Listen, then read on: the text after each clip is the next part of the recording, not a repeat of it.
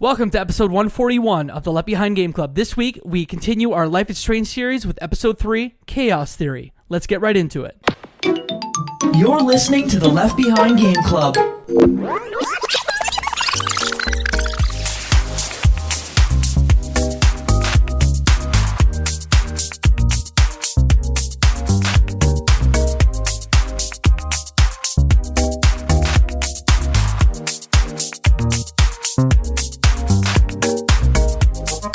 Welcome to the Left Behind Game Club, our never-ending attempt to make sure that no game is left behind. I'm your host, Jacob McCourt, and today I have two friends with me. The first friend, you know him, you love him. His name is Michael Ruffalo. I am excited to talk about this episode. And here to talk about this episode is our Life is Strange expert aficionado, Flora Eloise. Ready for the mosh pit, Shaka Bra. Oh, wow. Oh, man, that was so cringe. Before we get into it, this is our third episode in our Life is Strange series. If you haven't listened to the first two episodes, I'd recommend you do that first and come back to this when you're ready. This week we're diving into episode 3, Chaos Theory. Why don't we just jump right in and start with the girls' dormitory? How do y'all feel about that? You know, if a butterfly flaps its wings, Chaos Theory. I have so many thoughts about this episode. So does Flora. I'm sure you've got them too, Mike. But this episode, is it fair to say that, like, not a whole lot happens? Things happen. It's definitely like the vibes episode. Like, there's not much in the way of plot linearity. There's very little in the way of meaningful choice that feels like fracturing your narrative apart. But the episode just kind of like meanders its way towards a pretty shocking conclusion, for better or for worse. You can say that again. I don't know what it was about this episode. Maybe it was the length. Maybe it was the lack of like puzzles that it pushes you through, but or maybe it was because I used a bit of a walkthrough at points. This is the episode that I disliked the least. That you disliked the least. That you liked the most? Yes. You could say. Well, I think if you said I liked it the most, it might give you the wrong impression about my feelings about this game. So it's like an average episode in a sea of mediocre, something of that effect? Yeah, something to that effect. It was like, I think the other episodes, you know, without you know, jumping the gun too much, like, I think the other episodes I was just frustrated with a lot. That they're like, oh, the writing is pretty cringe, or the voice acting's not good, or you could see this plot a mile away, or, you know, like all of those different bits. And this is the one where I was like, this thing knows what it is. It is what it is. Maybe it's just the fact that they like hit you at that Holden Caulfield reference right from the beginning. But this game just is, or this episode of the game is the least like trying for something that the other ones felt like it was. And maybe I'm just like softer on this one than the rest, but yeah, I was not as frustrated with this one as I was with some of the other episodes. How did you feel? I felt I had a bug in the middle of my playthrough, so I don't think I'm the best person to talk about this. That made me do 40 minutes of my progress again.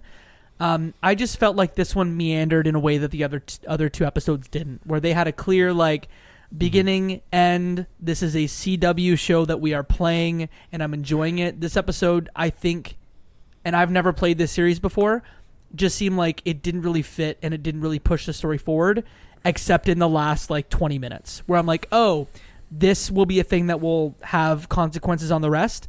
Beyond that, I feel like we were just meandering. I don't know, Flora, if you felt the same way. I definitely did, especially on a replay. As mentioned before, when I first sat down to play this game a couple years ago, I played it in a binging sitting, so I was just kind of flowing through it all like a series of television. And so it didn't stick out to me that this episode didn't have all of the kind of mechanics and all of the shocking twists and turns, or at least like that I felt upon the first two episodes. But I mean, the intro of this episode is quite ambient in a way that I do enjoy. And it kind of feeds into a lot of just like character development in terms of emotional relationships between characters. So I do think that this episode serves to establish and just kind of like deepen certain things that it's almost like taking a breather after jogging for a little while.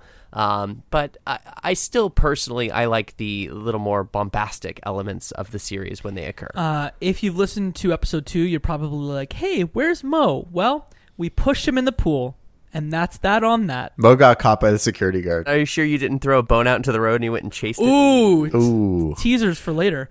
Starts in the dormitory. I didn't really do much. I went right to outside the girls' dorm. Did y'all speak to Dana or anyone else in the dormitory? Yes, I did. But I will also say, this is the episode where I was the least concerned about making sure I got every extra picture or poked around and learned as much as I could. I started this episode, I'm like, let's just beeline it. Let's go just right to the end as quickly as I can. It's interesting because I've also sort of been beelining this, at least on this replay, whereas I was observing everything on my first playthrough. And in particular, there's quite a lot to do. It's really kind of when you think about how unusual it is for a game to pack so much side content and dialogue and little lore details in an environment, also to just simultaneously give the option to just bypass all of that. In the dormitory itself, Max is asleep when the music is playing, when the scene kind of opens up and the episode picks up, and then you can go into Victoria's room and you can talk to Dana, like you were mentioning. There's also this character Taylor in the restroom who's fretting about Kate's fate from episode 2. There's a lot of this just side stuff that ultimately doesn't matter, but it makes the world, at least in my experience, feel a little bit more lived in. So I took my time in this replay to kind of just see what everybody had to say. I engaged with a little bit of the side content around the diner later in the game, but I think for some reason I just felt a sense of urgency here that I needed to, go find Chloe, who is in the main building of the school. So imagine you're in the dorms and then you have to sneak across the campus to make your way to the main campus, if you will. And that's when when you leave, you go outside, and the principal, for some reason, is trying to get into one of the dorms close to yours. Yeah, it's like the boys' dorm, and he's sitting out on the porch, and he's clearly drunk, and so presumably that's why he's having the difficulty. I think it's implied that he lives there as sort of a nighttime chaperone, which is kind of a weird thing to imagine for the president of this I cannot rich kid high school. nod harder. It's a really weird series of placements and assumed relationships. The boarding school nature of it is not lost on me, but yeah, it's one of those sort of you have to do a pseudo stealth walkthrough right past him when he's muttering to himself on the porch and fumbling with the handle. Otherwise, he'll kind of interrupt you and call you out of the darkness while you're sneaking out to meet Chloe. And there's a little bit of dialogue in seeing him kind of berate himself on how he handled, or at least his administration handled, the Kate situation from the previous episode. But ultimately, I find that presence of him on campus to be a little bit just out of place, and just functionally as a player a little bit annoying. Maybe that's just me. And I understand what they're trying to do. They're trying to, at the end of the last episode, that's when you had the confrontation with the principal, and where you had to make a choice between ratting out either David, ratting out Mr. Jefferson, or ratting out Nathan Prescott. So I kind of understand that, but I think that in comparison to what you observe right after with Victoria and Mr. Jefferson, that had weight, and that probably has consequences and implications for later in the game. But this Mr. Jefferson part or the principal rather, was just this is a stealth section that you just need to sneak by clumsily. Yeah, that interaction with Mr. Jefferson and Victoria in that later scene where on campus, you see the two of them exiting the school building together at night alone. The presumption is that Victoria is clearly hitting on Mr. Jefferson and really trying to win his favor over through flirting with him in order to get placement in this photo competition. And it's just, as someone who is an educator, it's just a horrifying thing to just see casually presented in this game.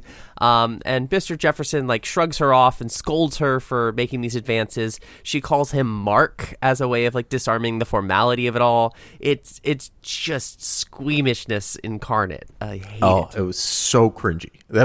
I was the entire time I was just so uncomfortable watching that. And see, all I could think was, and maybe it's because my attraction is showing, but Mr. Jefferson, I think handled that really well, where he at first was hey, I'm going to pretend like that didn't happen and we're just going to move on. And then she advanced again. And he was like, well, I'm not going to undermine your professional career, but you need to stop this right now and we're done.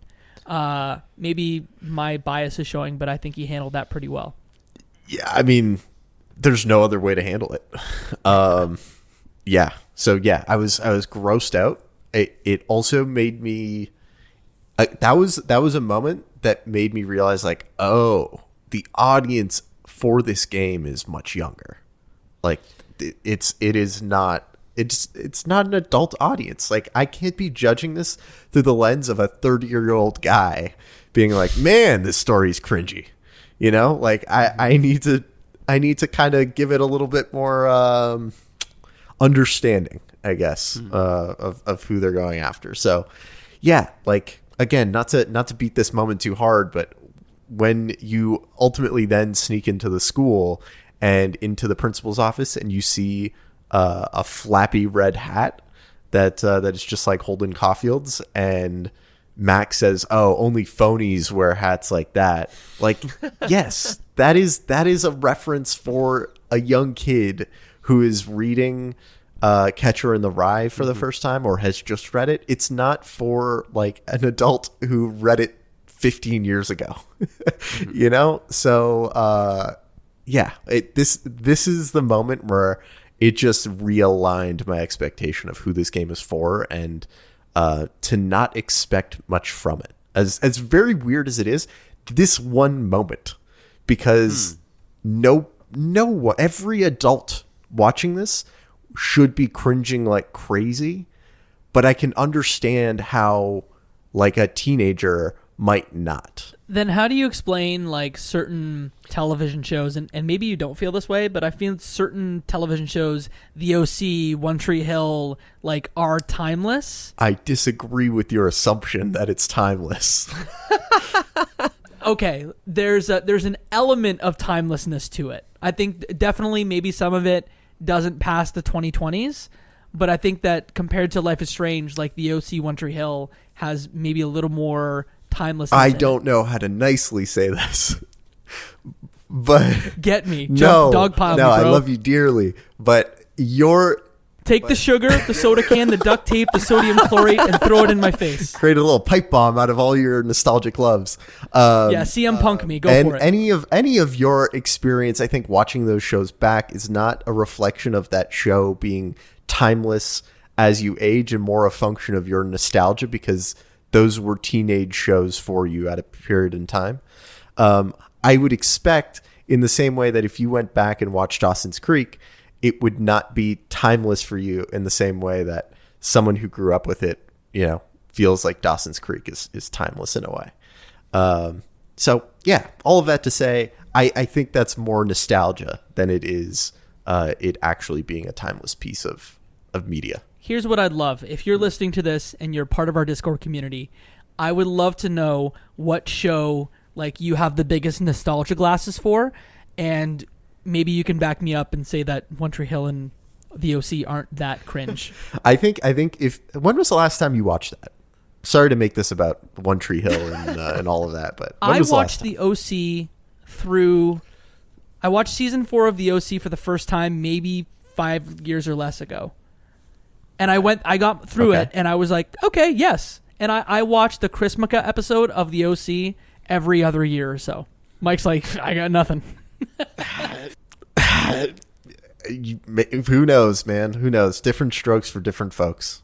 Warren sends a text with a bomb recipe, because that's how you have to get into the principal's office.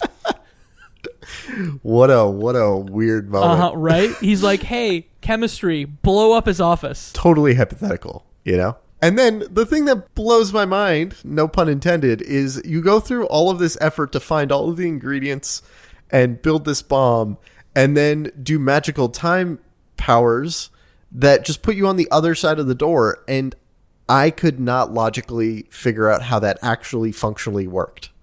Like, I understood the ability to like pause time in some ways, but I did not understand the ability to change where you are in time from like a physical perspective. I kind of feel like that was established a little bit in the previous episode where Kate is on top of the roof about to jump, and her Max's powers sort of freeze up. And she is like kind of like just stalling time all at once. Like the raindrops freeze in midair and people aren't moving any longer. And she's, inching her way up to the dorm. And to some extent, that's a much more extreme version of what happens here. To me, it didn't actually strike me as like a weird use of the powers necessarily. Rather, it's like, okay, we open the door and then you physically move and then you rewind. Like that struck me as just like normal. But then again, just about any time travel like story is going to have these sort of logical holes that just function like Mobius strips of logic that I don't know if we really need to solve, but it's curious that didn't work for you. I didn't think about it twice. And I don't think that it was something that I spent that much time thinking about. I thought it was like, this is kind of weird and not what I was expecting our powers would actually be able to do. Mm-hmm.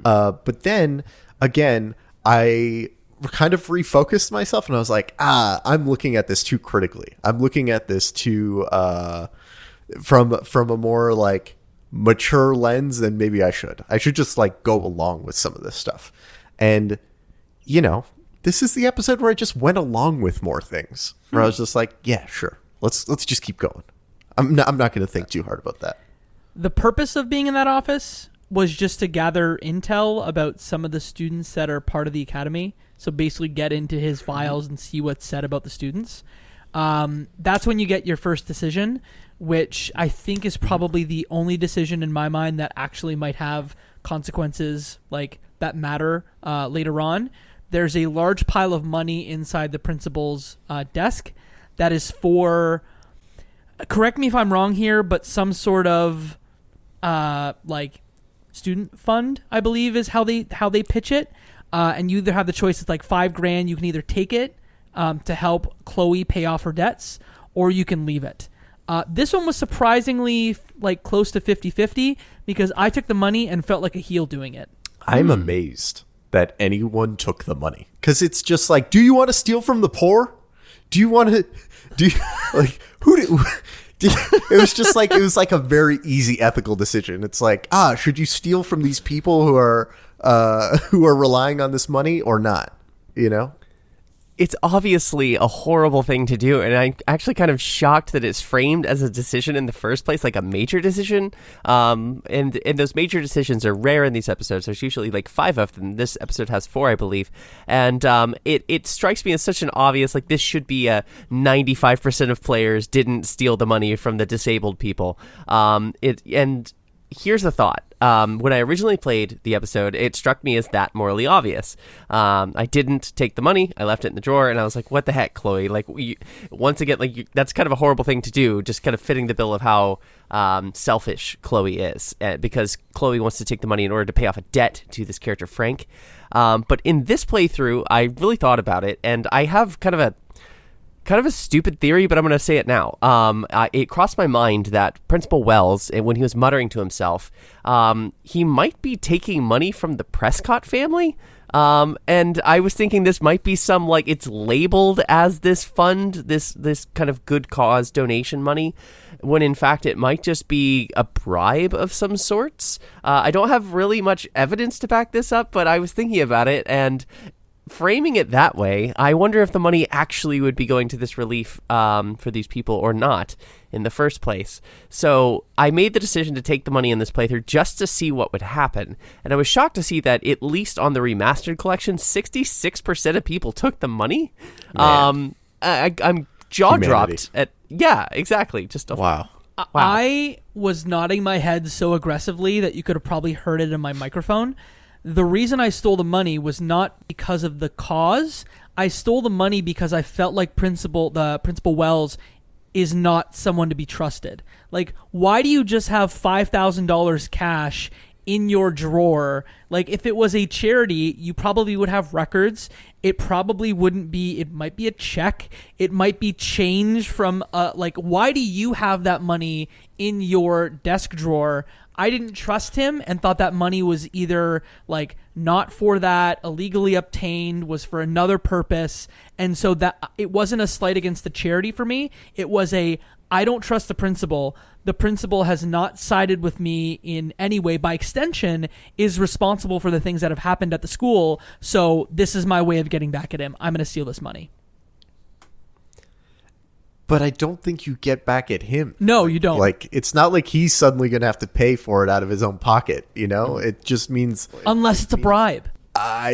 Okay, like, I also kind of have a tough time imagining that the bribe would be in cash. That the bribe would... Am I stretching again, Mike? It doesn't add up to me.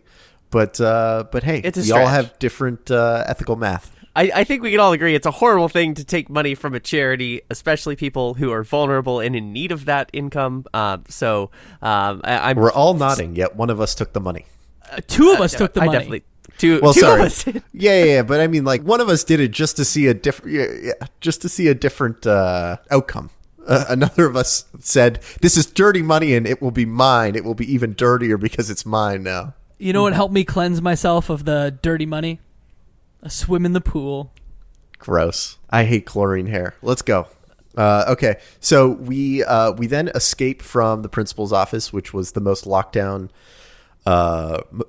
room. Yeah, it's so strange that this guy would have a lot of money locked behind his personal office. But we then run to the pool for a little dip, and where do we want to start there? You can choose between boys and girls bathroom, and that's essentially a dialogue choice where it's, if you go in the boys bathroom, Chloe calls you a pervert, but you can go in the women's washroom as well. And you just turn on the lights and have a little like swim fan-esque dip with your friend Chloe. This was the most. I don't know if this is the moment, but I realized this episode had a lot of just like longer CGI cutscene than it did like puzzle you need to figure out. Mm-hmm. Yeah, this scene strikes me, like I mentioned at the top of this, that this episode is kind of like vibes. The swimming pool scene is basically just that, like this low-key bonding where they get to do something silly and just kind of...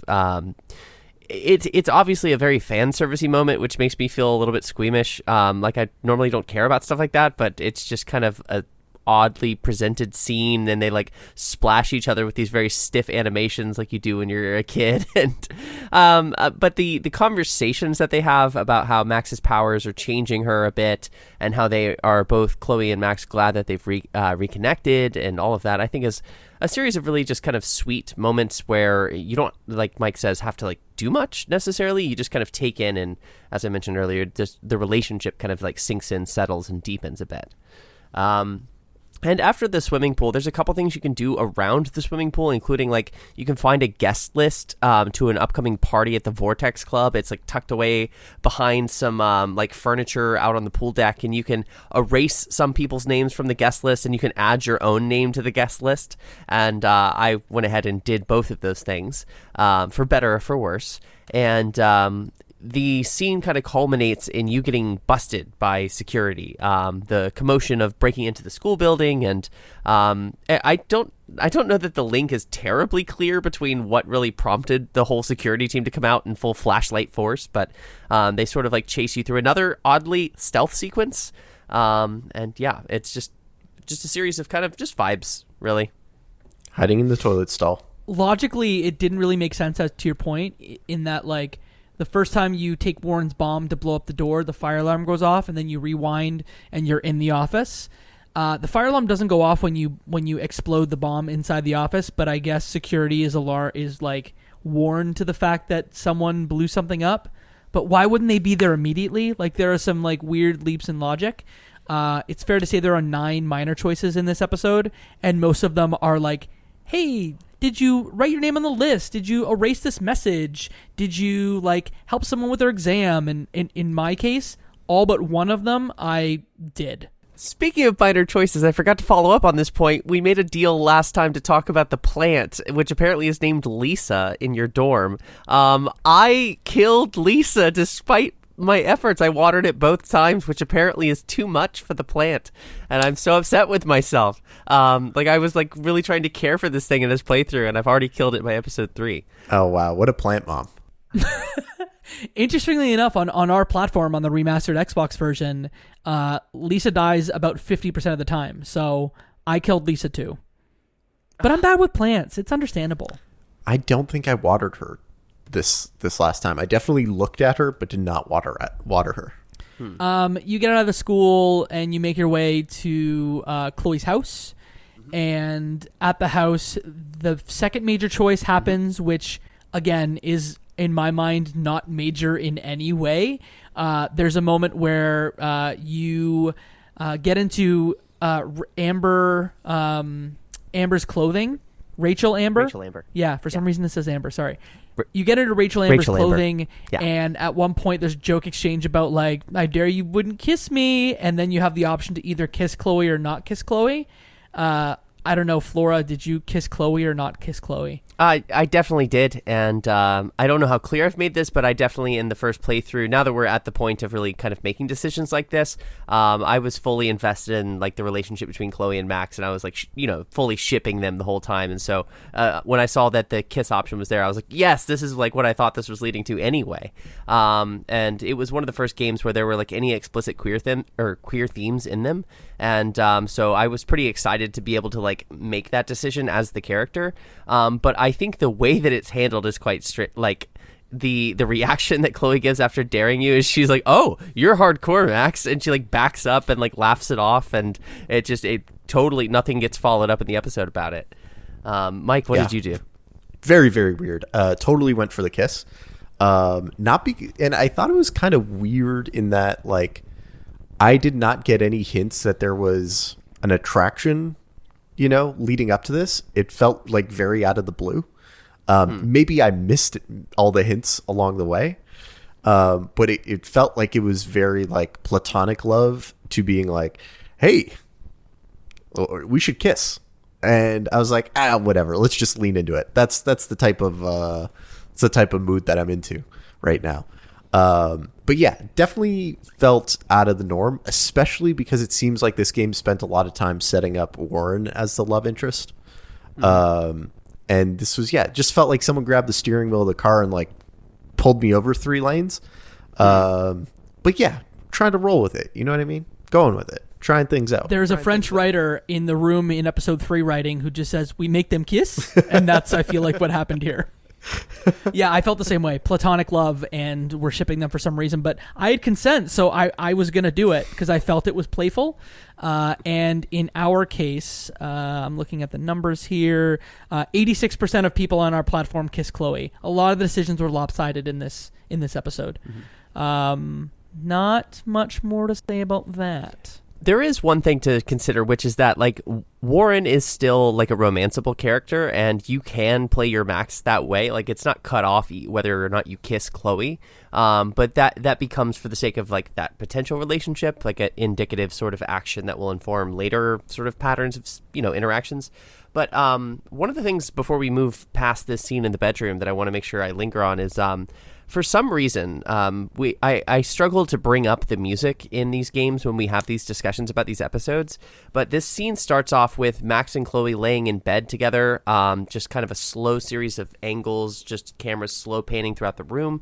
And there's a song by Bright Eyes, which is like a really kind of like depressing singer-songwriter sort of thing, and the song I think is called Lua. It's just really, really immaculate. Just I've been there before, just waking up like early morning, like the sun is peeking through your room, no, like you're not really talking, you're just awake and you're just enjoying the space and the time and not having to like go back into the world. And I think that the beginning of this scene captures that just so well.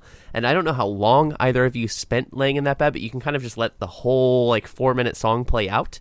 And I remember distinctly in the original playthrough just kind of soaking that in. And in this playthrough, you'd think that I would just click through it and move on. But I've listened to the soundtrack so many times that at this point, that song is just like one of my favorites on the whole record. And it's just a wonderful moment within the episode, even though there's nothing to do. I love that moment. So I'm a big Conor Oberst fan. I love Bright Eyes. I thought I couldn't skip that because I think I tried every button on the controller aside from B, which gets you out of it. And I'm glad that I ended up not hitting B, because I just sat there and listened to the whole song, and I thought, man, this is a very weird choice. That they would make you sit here and listen to this whole song. And then I thought, like, well, licensing songs can be expensive. Maybe they're really trying to get their value out of this. But yeah, I listened to the whole thing, and then I got up, and you can listen to it again if you go over to the stereo. It gives you an option between the Bright Eyes track. It gives you an option between Sparkle Horse, which I thought was a crazy addition to put on here, but also like fit very well. And I think there was another, I don't know if either of you happen to remember it, but yeah, all very good, all very, very good options. I just happened to, by mistake, pick Bright Eyes again. And I was like, okay, let's move through this. I've heard this song enough. I was texting a little bit during that moment, and I think I texted for, 30 seconds, then looked up, and again, just like basked in like the moment, which is unlike me. Like usually I'm like, okay, let's keep going through this. And what I found actually about the soundtrack is the soundtrack is actually bleeding into my like personal listening time. I'm not actually like listening to the Life is Strange soundtrack, but Flora and I were talking about this before we started recording, but I'm picking songs. Like I'm obsessed with Young the Giant right now. And I've never been a Young the Giant fan. And I feel like, although it's not on the soundtrack, like Young the Giant's like Mind Over Matter could fit in Life is Strange alongside the rest of the soundtrack. Yeah, I really think it'd be fun to like make like a fan playlist for this game. Like I can already think of like 5 different artists that would totally fit the vibes. Flora, I think what we're going to do, and I'm going to say this into a microphone, so now it has to happen, is when we're finished this series, we're going to put out like basically a mixtape / podcast where it's a Spotify playlist of like the episodes and then maybe like 20 tracks that fit the vibe. That would be really fun. We should have totally done that for Emily's Away, now that you say this. It's not too late. Oh, maybe we spent some time doing that. I think it's a great idea. You make your way downstairs, and you get a delicious breakfast choice. I wish this was a choice. Did y'all pick pancakes or bacon and eggs? Bacon and eggies, baby. Bacon and eggs. They had such a cute moment, too. She's like, I love the whole rest of the episode, she kept bringing up bacon when she went in the diner or whatever. Yeah, I really, that was neat. I like that. The one thing that I hated, though, is the contrivance to go to 2 different locations to get the ingredients. Like, why are the eggs not in the fridge? Like, they're by the front door. Yeah, and when I opened the fridge and only found one of the 2 ingredients, I was like, where am I supposed to find eggs in this house? Am I supposed to find it like above the fireplace? Am I supposed to find it like on the couch? Like, there's no logical place for me to go look. So it just forced me to run around the house a bit until I eventually saw a bag by the front door. I don't remember any prompt in the story that gave us that would have given us the assumption that she had just come in with groceries. So, yeah, I was pretty frustrated with that. Yeah, there's a few things in this living room scene that are just sort of out of place like that. Like, eventually you have to look for a pair of keys in this environment, which I think is just similarly just trial and error, just brute force, look at every single thing. There's also a message on the the house phone that you can either erase or not erase, having to do with Chloe and... I ended up erasing it both times. I don't know about either of you, but that felt like just an easy way to cover the tracks. I was like, no, I'm just playing it. I just want to hear what's going on here, and I'm not gonna play defense on this. Yeah, I didn't erase the voice message either because it was a cop saying like, "Hey, she was at the school causing trouble." And eventually Joyce sits you down with like a photo album to kind of like talk about like reminiscing, like, oh, I've missed you so much and you've grown up and look at all these old memories that we have. And this starts to kind of foreshadow what happens later in the episode about like using photographs as a way to like access the past through Max's time travel. But in that scene, while Joyce is being like sincere and whatnot, Chloe decides to like fake an argument with her mother about like... I don't even remember what it's about. It's just so incredibly contrived, but it allows a distraction to occur so that Max can kind of like go about the rest of the house. And she's seeking passwords for David's computer. They've decided, all right, David is up to no good. He was clearly bullying Kate. He's clearly been stalking people. They found a bit of evidence that they want to pursue, and so they think if they can get onto his laptop, that they'll be able to like get to the bottom of this whole mystery. that garage scene where there's a million different prompts. I don't know how long either of you spent there, but there's like 4 separate like classification trees of types of passwords that you can find. What did y'all make of that? I found every clue and hint except the right one. It was so frustrated. Because that one's in such a, it's like under your in your car dash, and it's like a meal ticket of their first date, and you have to grab the date off their first date. They deliberately did that to make you explore the whole garage, but I just was not about it. I'm with you, Mike. Yeah, it was frustrating because you find the clue, but then you have to press right to find the other clue in the exact same location. When you're never, I think, at any other point given the assumption that if you find a piece, you have to like explore the whole piece to understand all the clues within it. Yeah, if there's a book and there's 3 pages in the book, like you never have to flip through all 3. Like the relevant information's on the first page, but this one is, she wrote, Chloe's mother wrote a note on the front of like a receipt at the diner being like, hey, you're cute. And then on the back is the receipt with the date on it, which is the information you need to get into the computer.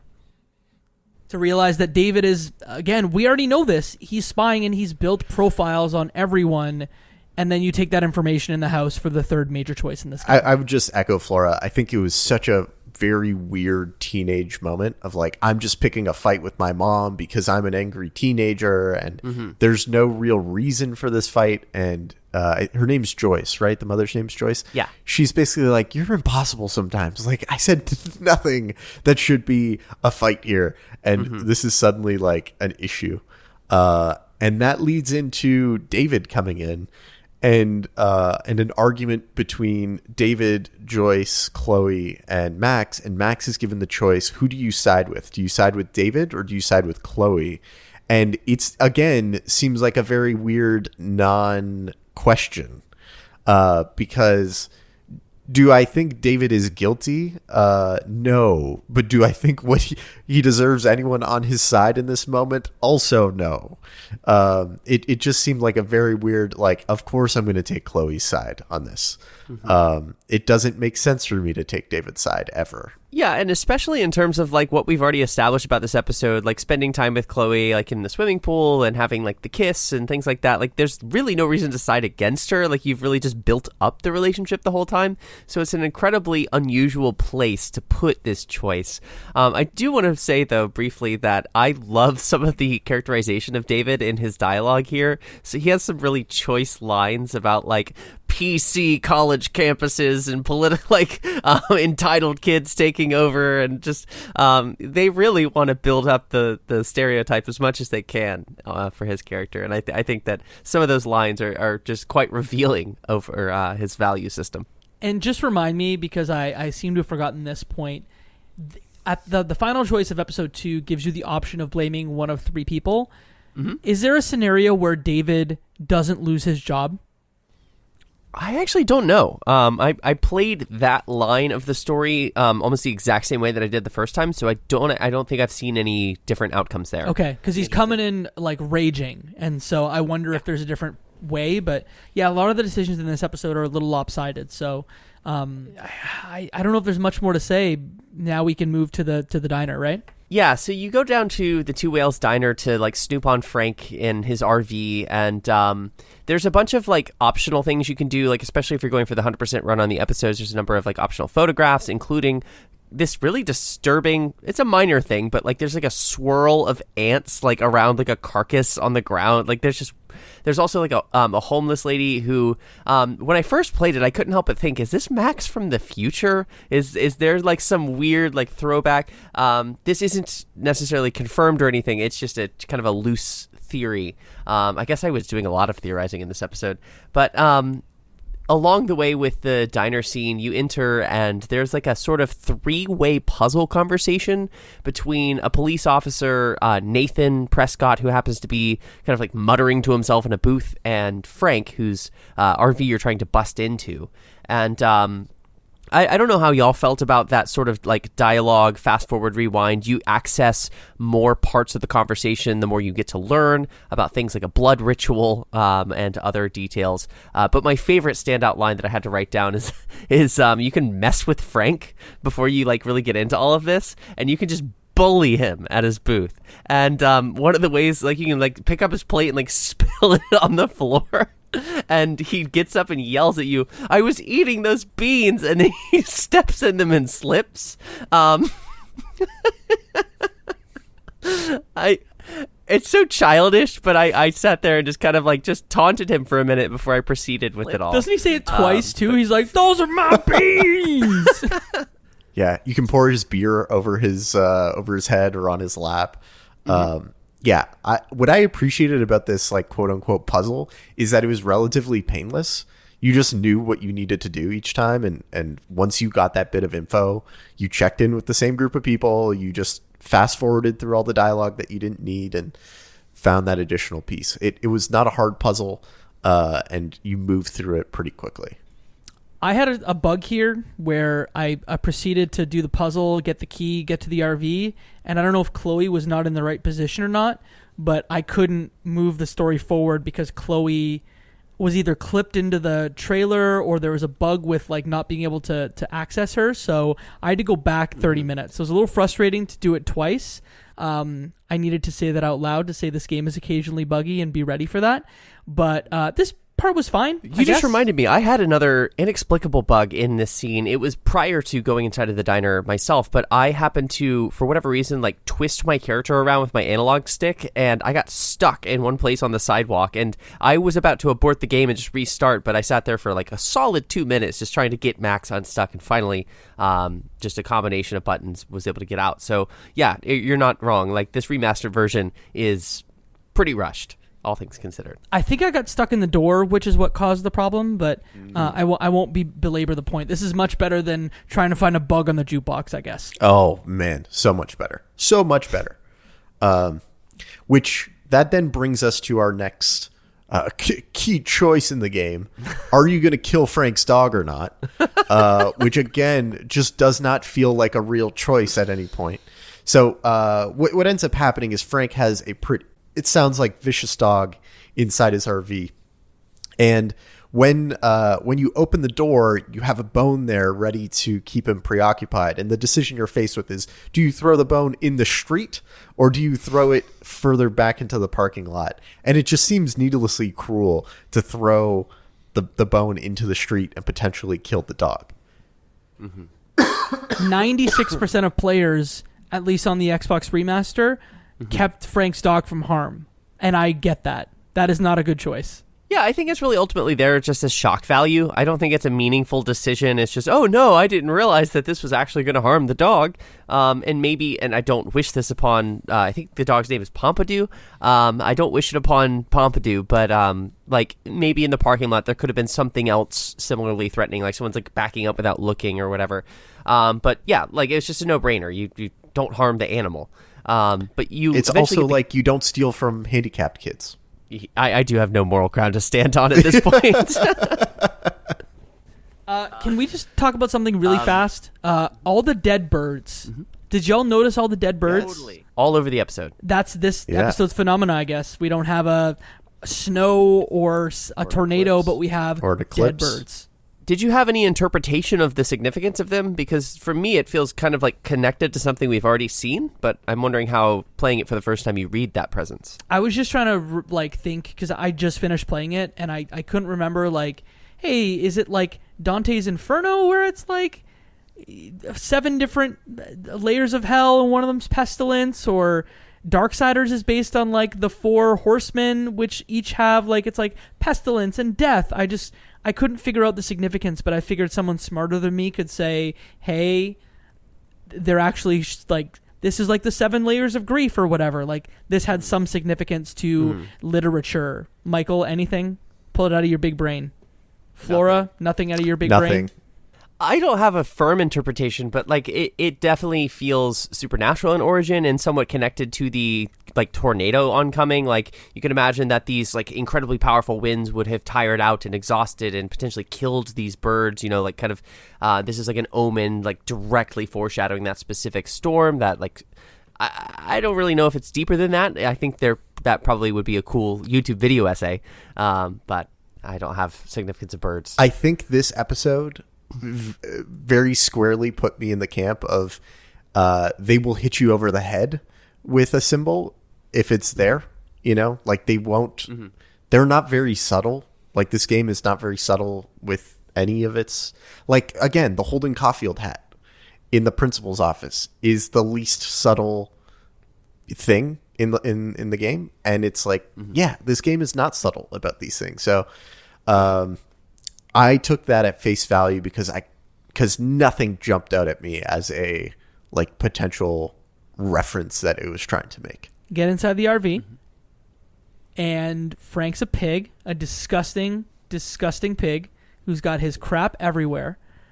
And that's when you just need to kind of find out, like, hey, did he do some nasty stuff with Rachel? What kind of dirt can we get in on him? And we learn that the man, you know, takes prescription drugs of some kind. He's a slob, and that he had a real, honest, earnest relationship with Rachel Amber. Despite what Chloe says. Because Chloe hates him. And I mean, Chloe's indebted to him and hates him for multiple reasons, but hated him most, I think, for his relationship with Rachel. Definitely. That seems to be like a source of her having a bit of an emotional meltdown at the end of this scene. There's a couple things, like you have to like pry this little like journal of photos and letters like of Rachel and from Rachel out of like his little like air vent somewhere in his bedroom. And so you can tell, like, just by virtue of how he has hidden it away, that this is an incredibly special but secretive part of his life. And Chloe is obviously in denial about any of this in the first place ever happening, because she had felt that her relationship with Rachel was really like intimate and honest, and she's still a little bit in the way that she's lost her father, like he's died, like she feels everyone in her life has abandoned her, and there's a bit of doubt about, like, is Rachel okay, and did she run away because, you know, did she not just tell me because she actually was getting tired of our relationship and wanted to cut me off? And so I think that she can read it on like a number of those levels of like betrayal and abandonment, and so it's a pretty challenging scene for Chloe emotionally. There's also, I don't know if this played out identically for either of you, but if Frank took the gun from you in the previous episode, you can get the gun. You have the option to either take it or leave it from the RV. So weird little full circle thing. Maybe Mo, if we had told him that you could steal it out of the RV, would have been incentivized to play episode 3. But ultimately, I decided to leave the gun there. I'm not a fan of firearms, but there are some potential implications of interacting with that. I don't know what y'all did. I didn't realize you could take the gun, because there's a moment in the garage where David, you see his gun case and it's locked, and you can go up to it and say, oh, I guess I can't return the gun now because David would know that I took it in the first place. But I didn't realize in the RV that you could actually take that firearm. I didn't know. Sorry. I did not take it. I didn't realize you could. I think I just kind of moved through this as, again, quickly as I could. I think because you grab a knife to kind of pry open the grate that had the journal in it. So my thought was like, hey, if he comes in here, I already have a weapon that I can use against him, so I don't need the gun. So that's why I'm like, I've got a knife, I'm good. Mm-hmm. And that's probably why I just kept moving. That's exactly what I did. I held on to the knife. Which didn't come into play at all. You never know. It's always good to have a knife on you. You never know. You leave. Chloe's mad about the Rachel situation. You get in the truck, and that's when the final part of the game is initiated, as Max is looking at old pictures back at Chloe's place, right? Yeah, in the truck, Chloe, she's having that meltdown about Rachel, and then she starts to blame her father for the fact that he died. Like her mother had wanted to ride home from work, and he was, just going to be a nice guy and go pick her up and bring her back home. And he died in a car accident, and so she has internalized this trauma in a really unhealthy way, where she just like completely is denying and resenting her father for the decision that he made that day, as if, that was something he decided, again, to abandon her, in some really strange interpretation of those events. And so Max is on the receiving end. Oh, no, I did it. I actually pulled open a list of synonyms for the word strange earlier. I've completely gone blank on them. That was your first one, so well done. Okay. So Max is on the receiving end of like this emotional tirade from Chloe about her father, and then she's back in her dorm looking at photos where she sees a time that reminds her of Chloe's father, like when they were quite young, back when Max used to live here, and they were really like besties and whatnot. And so we get access to Max's new power in this scene. She is able to travel back in time to her 11-year-old self in order to hopefully save Chloe's dad, William. And she hopes that in doing so, like maybe this can kind of piece Chloe back together a bit, if nothing else. So I think they did a really good job de-aging the girls and bringing them back to like, what, a 13-year-old girl's body or something? Okay, yeah. I thought they did a really good job because you can still recognize them as them, but just a younger version. And they didn't do the thing that is usually done with, showing a character when they're younger, which is like giving them bad bangs or something like that. Like this was legitimately, they just made kid versions of them. And I was impressed with how good they did, especially with Chloe, because Chloe is both recognizable and clearly a different person before the trauma happens to her. What I appreciated in that scene is that they, in a few ways, kind of set the scene and foreshadowed like some of the elements that were going to be taken from her childhood through to her more adult self. At one point, you pick up the table and you see like an anime character with blue hair, and Max is like, "Oh, she loves anime," and you can clearly see that the hair is why she loved that character, so she dyed her hair blue. And there's a couple of those moments strewn about, and I thought that was nice. And if you lived in the moment a little bit, like we did when we were on the bed listening to music, you could appreciate how, despite her trauma, you can understand how Chloe came to be the woman that she is. So yeah, in this flashback scene, we start to see how kindly her father was, and how valuable of like a father figure role he was, not only to Chloe but to Max as well, like just completely welcoming her in as if she was like his own surrogate daughter, so to speak. And he gets the call that leads to his fatal accident, and there's not really much for you to do other than wait throughout this sequence. But the one thing that you then are initiated to do is to try and steal his keys. So in making it to where he can't go pick up Joyce from work, he'll never take the drive that would lead to his accident in the first place. And the keys are hidden under a hat on a table somewhere. I find the location of that to be... Maybe it's just me. I have like a key rack in my house. Like when I walk in, the first thing I do is I hang my keys. Like I've never lost my keys before. Okay, just so you know, I lose my keys under hats all the time. Stop it. I'm not even kidding. So that was one of the first places I looked. Really? Oh my God. I'm not even kidding. Having already played it before, I forgot where it was, and I looked at like everything again. I looked at the plant. I looked at like just all the things around the room. That's funny that was like almost instinctual for you. I have a key bowl in my house, so I needed to look around a little bit. I need to know though. But that's just for your parties. You grab the keys. Do you have more than one place to throw them? Because for some reason, I thought the sink was the best place to throw them in. Oh, you can throw them in a billion different jars or little like crevices. You can put them in the cookie container. You can put them all over the place. Mm-hmm. But I think the only one that actually works, and correct me if I'm wrong, is out the window. You throw it outside. I think Jacob's one with the sink works, and I threw it out back, like over the fence. Right, yeah. That's what I did. I think there's like 3 options. I can't remember the other ones, but like there's definitely a few ways, but a lot of the ways backfire. What are the most nonsensical places to put the keys? Those places work. In the vases. In the vase. It's like the one. Yeah, I'm like, who doesn't think this is going to be found? So yeah. Anyways, once I figured I could throw it out a window, I was like, cool. He's definitely never finding that. And this guy's not driving, and he's going to be A-okay. And then what we end up finding is you convince him to take the bus because he can't find his keys, and you're thinking, score, he's going to be safe, he's not going to get into the car accident. And the flashback you get to the front door and you see he's totally fine, but Chloe is not, and she comes wheeling in as a quadriplegic, it seems like, in a wheelchair, smiling to see you, clearly not having gone through the trauma of her father's death, but through some trauma nonetheless. I don't want to say this seemed like a predictable outcome. Like, this seems to happen a lot in these sort of like films or literature or whatever. When you cause something to happen, there's always an equal butterfly effect. There's an equal and opposite reaction. Yeah. I thought she was just going to be dead. But in this case, the father just greets you and like, oh, Big City Max, we didn't think we'd see you again. And that's when Chloe just like slowly wheels up, and it is like, it's the way the episode ends. And I think that to me was the only valuable piece of this entire episode, was this last 20 minutes. It was a great reveal. Yes, great reveal. Agreed.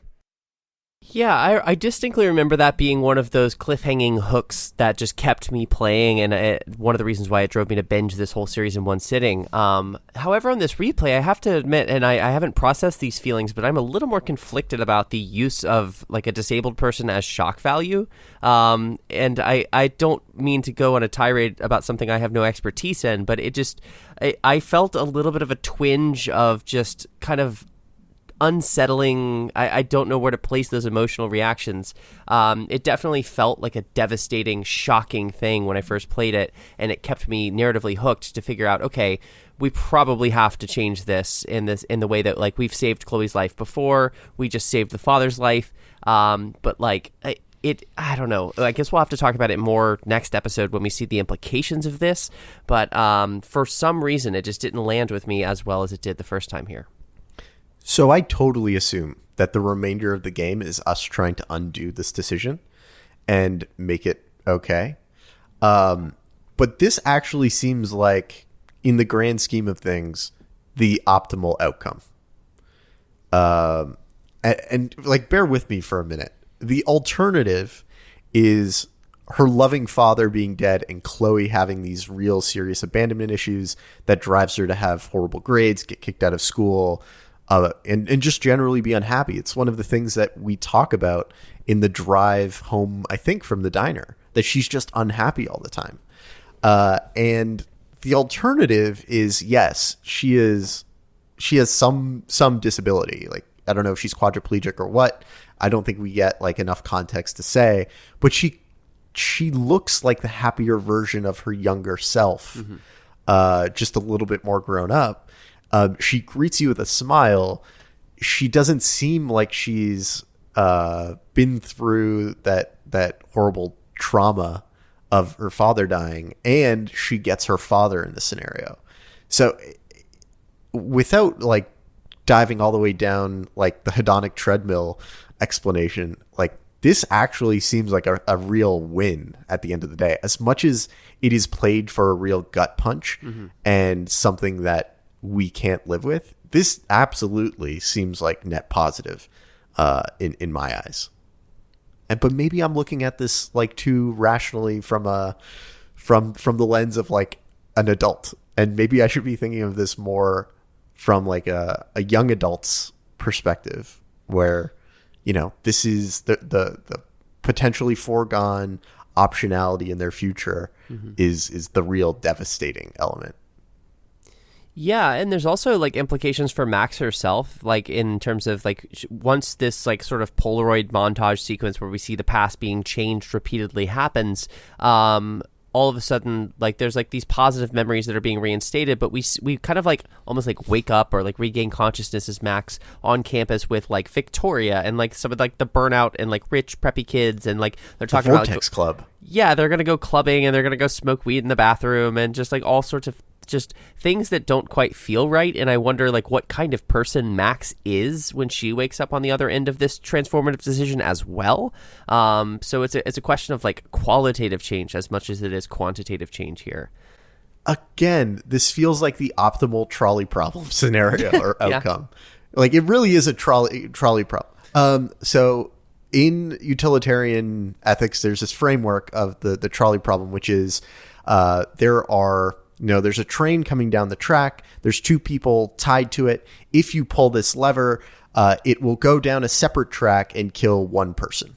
And so the calculus, and there's a lot of different scenarios. How many people survive? How many people ultimately die? But the concept is to highlight the calculus of utility and what a life is worth. But then on top of that, the ethical implications of you taking an action or not taking an action. Mm-hmm. So are you then responsible for it if you have pulled the trigger and have ultimately caused someone's death? But what I think is crazy about this as like a very good trolley problem is that Max also seems like she comes out positive at the end. Like, she would not be in the Vortex Club or this well regarded socially. It seems like had she not effectively pulled this lever and diverted the trolley. I'm not suggesting that the Vortex Club is the most well-adjusted group of kids, but if you think back to the permanent records of a lot of them, Max and Chloe are the ones with the worst GPAs, and that actually reminds me how cringy Max's permanent record was written, because it was written as the most relatable piece of every person. It was the worst. But yeah, all of that to say, like, it seems like she's well regarded around kids who generally do well, and who also knows how the Vortex Club kids turn out with Max's input and influence. So there's just so I agree with you, Flora, that it gives you this uneasy, unsettling feeling when you flash into it and realize where you are and who you're with and what your relationship dynamic is with them. But as I reflected on it, I was like, this is a net positive all around based on everything they've showed us. Just simply put, like, someone is no longer dead, right? So even the most simply put. We do also see like the immediate like consequence downstream ripple effects of this decision, like changing the past yet again. Like arguably the whole reason that any of the consequences we've seen, like the anomaly weather events, for example, are happening because Max has changed what was otherwise fated to happen in the very beginning of the first episode where Chloe gets shot. And here, this change impacts, like, there's not a dramatic weather change, but we see, like, whales washed up on the beach and stuff as well, which presumably, like, I wonder, back to the point about birds, if that's somehow, like, linked there.